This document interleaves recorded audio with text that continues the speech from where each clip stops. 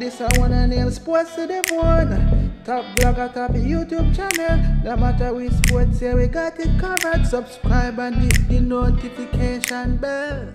What's up, sports to the bone family? What's up, guys? I am back. Yeah, man, and quite a few things to talk about. Now, you guys would have noticed that Sunday and Monday, I didn't upload any video, right? Monday the 20th was actually my wife and I third wedding anniversary. So we decided that we're just gonna take a couple of days, go to the beach, the hotel, and sort of relax a little bit. But I am back now, and I am ready to take up West Indies problems on my head once again. All right, and quite a few things to talk about.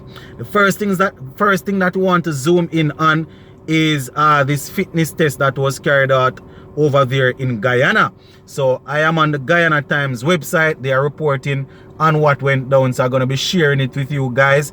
People like Hetmyer, people like Hetmyer and Shandapal, Hemorrhage, and those guys, they came out and they were participating. So just stick around, guys. I'm going to read through the article and then I'll share my opinion on this one.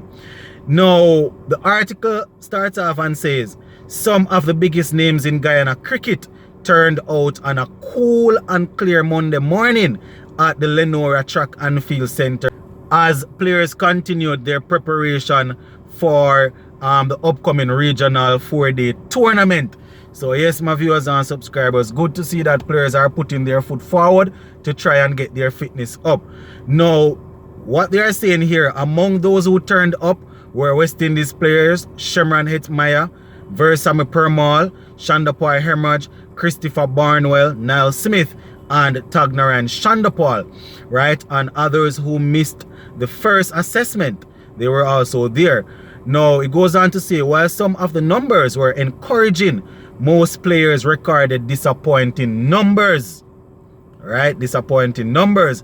Among the 14 players who turned up, 4 met the cricket West Indies minimum fitness standard of 40.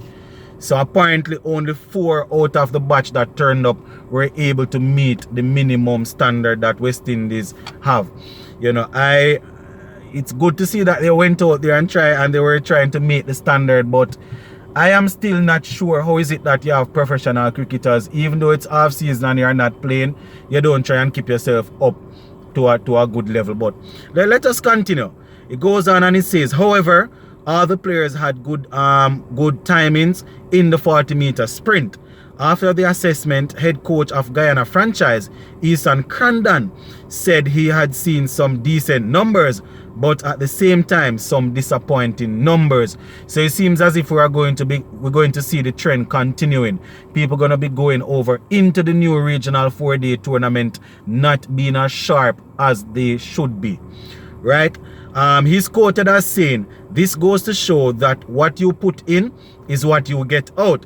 Obviously, some of the guys have not been doing a lot of work when it comes on to their fitness, and we already talked about that. And that is something that we preach about on this channel here.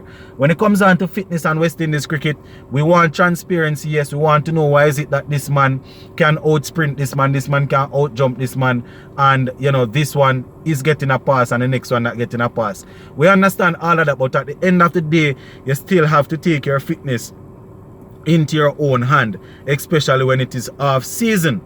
You understand?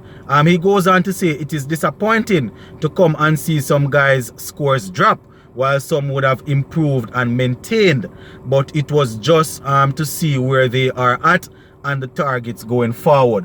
So probably one of the best things I would have heard in this thing is the fact that a couple of the players that we know like to go about and playing T20 cricket, they actually went out to try and see if they can get their fitness in, try and get themselves in the mix. Now, the article continues and it says, while the chairman of Guyana selectors, Sarwan, has stated that the minimum fitness standards was 45 for Guyanese boys, Crandon said this was still a process.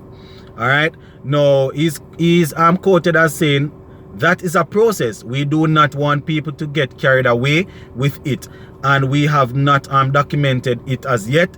we have set our intentions clear to have a fitness standard that is not compromised, and all players must work towards achieving that standard.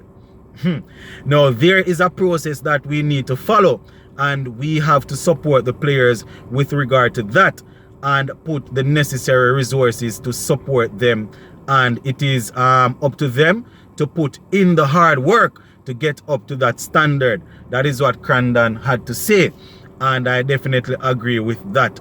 Now, the article goes on and it says, when asked what encouragement he would offer to the players, Crandon said, and I quote, "Now, being more committed, see it as your job. You are a professional athlete.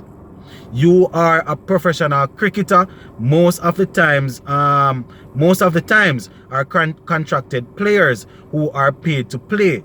Now, some guys are not getting a monthly salary and they get pay when they play. And we know that can't work, because if you're going to get paid when you play, then man going to find other ways or other things to do to get their cash, right? And their fitness might not be up to standard. Now, it is just a shame to see some guys not really making use of the opportunity to get the fitness done and have not realized the importance of their fitness and their skills to get up to the standard of performance, says Crandon. So that is basically what the article is saying, my viewers and subscribers. But as you know, I am one that believe in fitness. I believe that in order to carry out any sort of a job as a professional athlete, you need to be fit. And we're talking about being fit mentally and physically. You know, you cannot be a cricketer that is expected to chase ball around the boundary, to bowl for long periods, to bat for long periods, and you are not able to get to the minimum standard. But as Mr. Crandon said in here, it is important to make sure that there's a level playing field. You know, there's a established standard, and people can try and see if they can meet it. No, this was just for the thing there, as you know, some Guyanese players and thing. But generally speaking, we want the intensity to be up for West Indies cricketers, because some of these guys, they are expecting them to make different West Indies team, whether it is Test or T20. Somebody like a somebody like a Sherman Hetmyer, a Versamy Permal, you know, probably want to see those guys getting into the Test. You know, a Shandapaya Hemorrhage, Hetmyer just the same. You know, these guys are good T20 players, so you want to know that when it is time for them to be selected, there is no issue in terms of whether if a man is fit or not. So that is definitely something that we need to look at, my viewers and subscribers.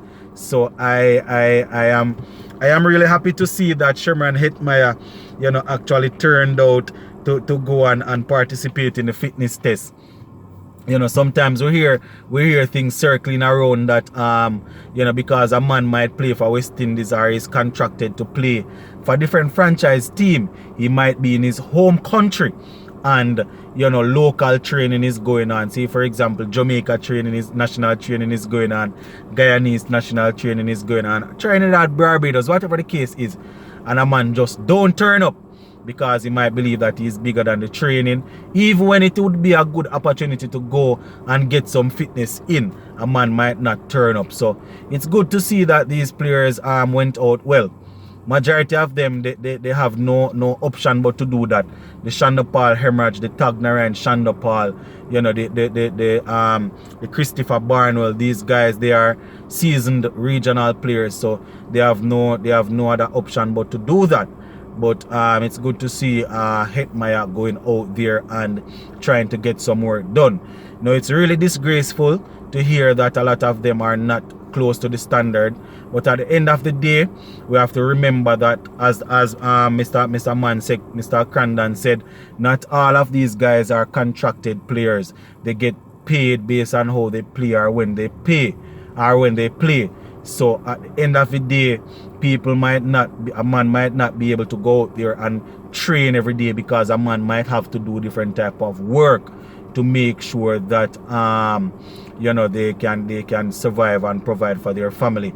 But yes, my viewers and subscribers, that is basically it in terms of what is happening there, because as we know, the regional tournament is coming up, and we want a very, very intense regional competition.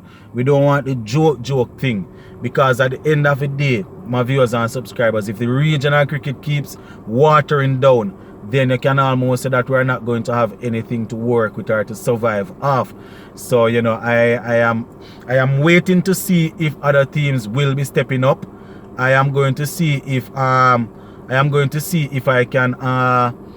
can pass by Sabina Park and see if there's any sort of training going on for the local boys here in Jamaica, because at the end of the day, as I said, it's a regional thing. Doesn't make any sense. One team has their intensity up here high, and then their competitors are way down there. So gonna be keeping a close eye on that one to see how things work out. But we're gonna leave this one right here for now, my viewers and subscribers. Sports to the bone, keeping it informed, guys. Remember, you know, there are quite a few stories there to talk about. So later on today, gonna be tackling some more. Gonna be talking about the under 19 players. Gonna be talking about what's the pacer there, Archer. We see that something was published yesterday saying that he's going to be out until next summer. So quite a few things to talk about, my viewers and subscribers. Just go and stick and stay, and remember to tell a friend about the channel. Big up on yourselves, in? Yeah, man.